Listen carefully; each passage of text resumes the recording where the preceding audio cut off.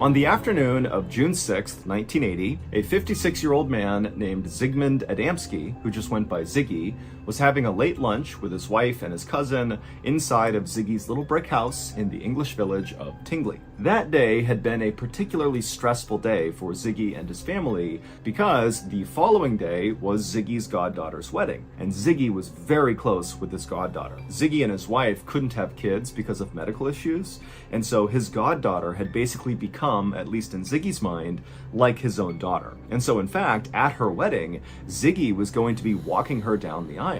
And while Ziggy was really excited about this, he was also very stressed out that he was going to screw it up. And so he had gone over and over, what responsibilities he had as part of the wedding party. And he had this little speech he had to give that he had rehearsed 50 times. He had it written out. I mean, he was ready, but he was very much in his own head about something potentially going wrong that he would be responsible for. And on top of that stress, Ziggy had gotten into a fight that day with his cousin because he felt like the cousin was being kind of disrespectful in some way to his goddaughter. And so Ziggy had stepped up and defended his goddaughter to his cousin. And so there was this undercurrent of tension at the lunch table, not to mention this overarching stress that Ziggy was under about this wedding. And so as Ziggy and his cousin and his wife have this kind of tense meal, Ziggy suddenly realizes that he forgot to get potatoes when he went to the store earlier to buy ingredients for this meal.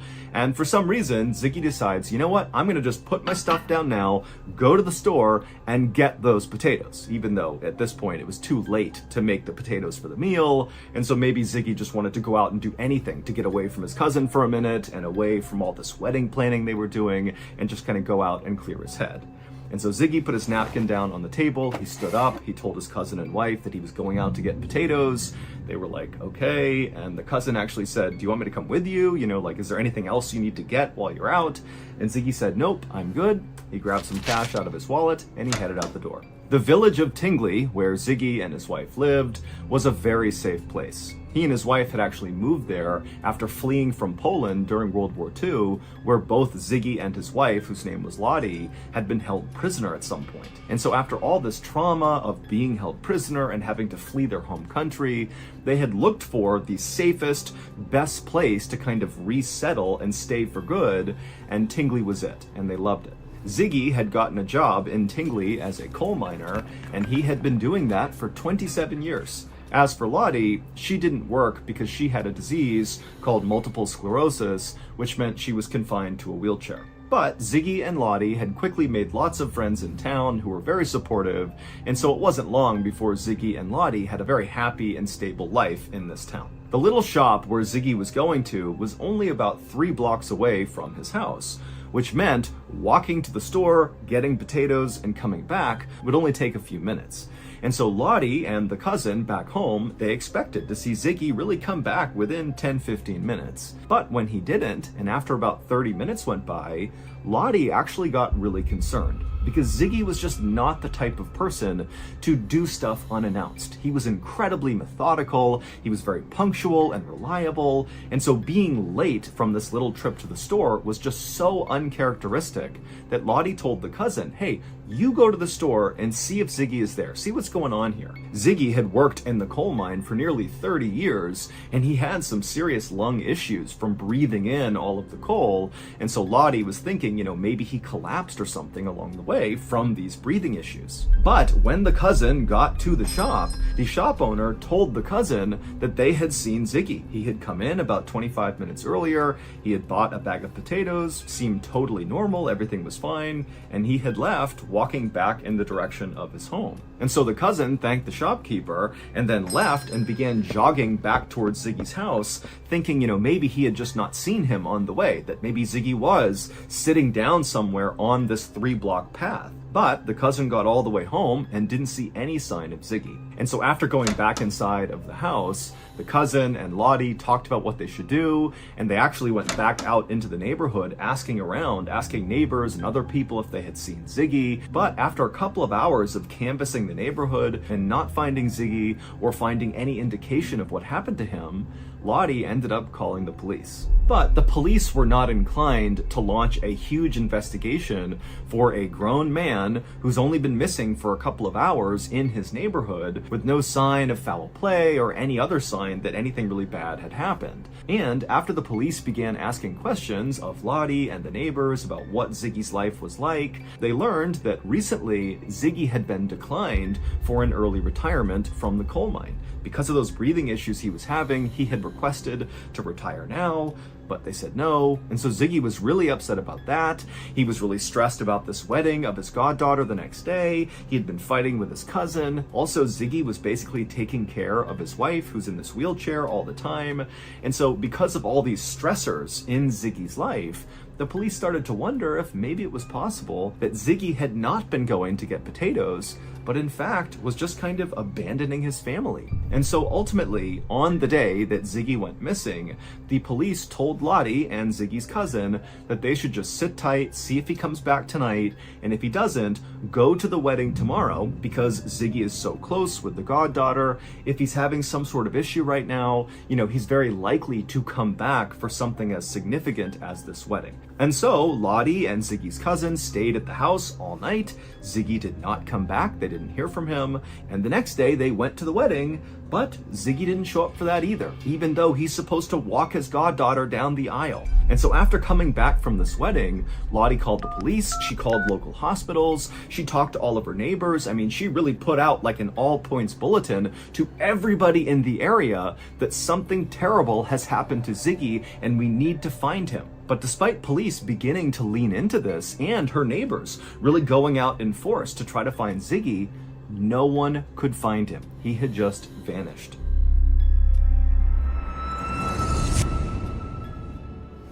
Thank you to BetterHelp for sponsoring today's video. Back in 2017, when I left the military, I really struggled to reintegrate back into society. But ironically, I didn't know I was struggling. I just assumed that the random bouts of anger and frustration and general dysphoria that I was feeling all the time were totally normal, and everybody else was dealing with these things too. It wasn't until my family came to me and said, "John, we're really worried about you," that I finally kind of looked inward and realized there was an issue, and so I went out and got help. I got a therapist, and honestly, it changed my life. And now, today, in 2023, even though I would consider myself to be very well adjusted and happy, I still see a therapist, because maintaining your mental health is just as important as maintaining your physical health. So if you are struggling right now, you're kind of caught in your own head, and you're open to therapy, consider giving BetterHelp a try. BetterHelp is a highly reviewed online therapy platform, which means you can get the help you need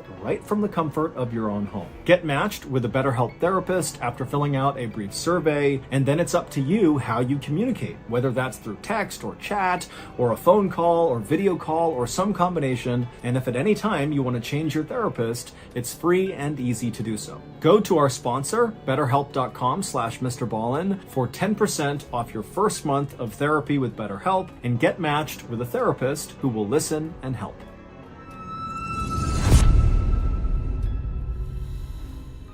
On the morning of June 11th, so 5 days after Ziggy went to get potatoes and then vanished, a man named Trevor Parker got to work at his father's coal yard in the English town of Todmorden. The coal yard was basically just this big open lot that had a chain link fence around it that butted up against some railroad tracks. And inside of this lot were just these huge mounds of coal up against the perimeter of the lot. And then also inside of the coal yard was one small office building. And so on this morning, when Trevor pulled through the gates of this coal yard, first of all, he could see the entire yard the second he went in. And as he looked out, all he noticed was the fact that everything was wet from an early morning storm. And so after just kind of surveying around the lot to make sure none of the coal got blown around from the storm, he made his way to the small office building to do some paperwork. Trevor would work inside of that office building for a while, and then around lunchtime, Trevor decided to just go and get some lunch and kind of have a nice long lunch break. And so he left, he went to the pub, he was there for a couple of hours, and then around 3:45 p.m., he came back to the coal yard, and when he went through the gates, everything looked the same, except there was this dark thing on top of one of the coal piles in the back of the yard. Now, Trevor didn't know if he had seen it when he had first arrived that morning or if it was new, but whatever it was on this pile, it immediately caught Trevor's attention. And so after parking his vehicle, Trevor began walking over to this 12-foot tall coal pile with this thing on it, and when he got about 30 feet away from it, he realized he saw someone's shoe, that this dark figure was a person, and right away Trevor started rolling his eyes because there was a group of homeless people that lived near the railroad tracks just outside of the coal yard, and it wasn't uncommon for them to get really drunk and then wander their way into the coal yard where sometimes they would fall asleep. And so Trevor's thinking, okay, clearly one of these drunk homeless people has found their way into the coal yard and they've passed out on top of this pile of coal. And so instead of going over and talking to this person directly, Trevor just turned around, went back inside of the office building, and he called for an ambulance. The ambulance arrived a few minutes later. They did not have their sirens on. They didn't come flying into the yard. This was a routine thing they were doing. They were scooping up a drunk and bringing them back to the hospital. And so when the medics got out of their ambulance and Trevor directed them over to the proper coal pile, they were just cracking jokes along the way. This was not a big deal. When the two medics got to the bottom of the coal pile, one of them began climbing up the coal to go see this drunk person and get them down. And so Trevor, as this is happening, he walked a little bit closer, and when he did, he realized that the person who had fallen asleep on the coal, they had really nice pants on, like tailored pants. They were certainly not what Trevor expected this person to be wearing. But before Trevor could even really react to the clothes this person had on, the medic who had climbed up had finally reached this person. They reached down and began trying to move the person around. And suddenly, when they had manipulated this person's body enough, the medic's facial expression completely changed. They went from somewhat routine to totally horrified, and they backed off of this person on the coals. They turned around and ran down the coal, practically falling over themselves. And when they got down there, Trevor heard the medic say to his partner, call the police right now. And Trevor said, what's going on? What did you see? And the medic who had reacted that way just shook his head and walked away to kind of compose himself. And so Trevor at this point was starting to get spooked himself. Clearly, whatever the medic had just seen had really shaken him up. And so Trevor just kind of stood there while the other medic ran in and called police. And then a few minutes later, a police car came flying into the coal yard, and an officer named Alan Godfrey, along with his partner, got out of the car. And right away, the medic who had gone to the top of the pile and been freaked out by what he saw walked over with a very ashen face, and he told Alan Godfrey that something was terribly wrong with the person on top of this pile. And so Alan, not really sure what to expect, walked over with his partner to this coal pile, and with the medics and Trevor standing back, Alan, on his own, climbed up the coal and he looked down at this person. And what Alan saw was a man lying on his stomach wearing a beautiful three-piece brown suit. And Alan immediately noticed that there was absolutely no soot from the coal that this guy was laying on his suit, even though Alan, just to get up here, had basically covered himself in black soot. And so he was wondering, how did this guy get up here and not get covered in soot? It didn't make any sense. Also, Alan noticed that this guy's hair looked totally bizarre. It looked like someone had given him like a really bad haircut with dull scissors, like they just grabbed tufts of his hair and kind of chopped randomly. I mean, his hair was kind of all over the place, there were bald spots. And then as Alan looked from this guy's hair down, he noticed almost hidden in his hairline was this fairly deep wound in the back of his neck that was still bleeding. But there was this weird green jelly-like substance very obviously placed over this wound, and Alan had no idea what this substance was. But as weird as all that was, that didn't explain why the first medic had basically completely panicked and run away. When Alan tried to roll this guy over onto his back to try to wake him up and see if he was okay, he rolled him over, and Alan got a look at this guy's face. And immediately Alan let go of him and kind of had to step back for a second, because the guy's face was contorted in this frozen look of absolute terror. His jaw was open so wide, it was almost like his lower jaw was dislocated, and his teeth were baring, and his eyes were bulging out of his head. And so Alan quickly realized that obviously this was not just some drunk homeless person who passed out here. This was a dead person, and whatever happened to them must have been unbelievably terrifying to leave someone looking like that in their death pose. It would turn out this deceased man in the coal yard was Ziggy Adamski. But this did not solve the mystery of what happened to Ziggy 5 days earlier. In fact, his discovery really only created more questions. This town where this coal yard was, Todmorden, was located 25 miles away from where Ziggy lived. And as far as anyone knew, Ziggy didn't know anybody in Todmorden. So there was no reason for him to be there. And number two, when he had left to go get potatoes, he had been on foot. So did he walk 25 miles to this random town? Also, assuming he did just walk to this coal yard, this coal yard is a big, wide open lot that if you were standing anywhere near it, even outside the fence, you could look in and basically see the entire place. So it just seemed really unlikely that Ziggy could just walk into this very public open space and get to the top of one of these coal piles without somebody noticing him, whether that was Trevor or one of the other employees that were there,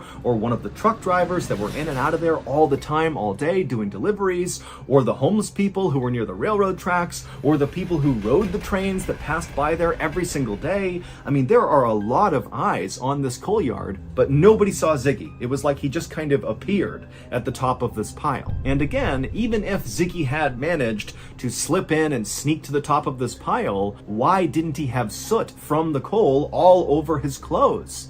And if maybe he had been brought there, if someone had killed him and put him on this coal pile, there's even more reason he would have soot all over him, because they would have had to drag him up to the top of the pile. And even putting all that aside, if someone really did kill Ziggy and they placed him on this pile, why? This is a very open public place. Someone is going to find him. You're going to get caught if you're the killer. And then of course there is the issue of what Ziggy was wearing. That brown three-piece suit he was wearing that had no soot on it, it wasn't his, and it wasn't put on right. The buttons were not lined up. It almost looked like somebody else who didn't know how to put a suit on had tried to dress Ziggy. And then Ziggy also did not have an undershirt on. It was just the jacket over his skin. And then also Ziggy had this totally bizarre haircut that looked like someone who didn't know how to give a haircut had cut his hair with scissors and said, good enough. And then of course you have this wound on the back of Ziggy's neck. Now, the wound itself was determined not to be fatal. It was a fairly deep cut, but it wouldn't have killed him. However, the most significant part of that wound was that green jelly that had been placed across the back of it. During Ziggy's autopsy, they were unable to figure out what this green jelly was, and they ran dozens and dozens of tests on it. And also, during the autopsy, the coroner would determine that Ziggy had actually died the same day he had been found. So he was doing something for 5 days between going missing and being on this coal pile, but nobody knows what it was. And as for his cause of death, the coroner was not entirely sure, but it did seem like he died of a heart attack. The coroner would search all of Ziggy's body for signs of some sort of fight he might have gotten into, some sort of defensive wound on his body, but there was nothing.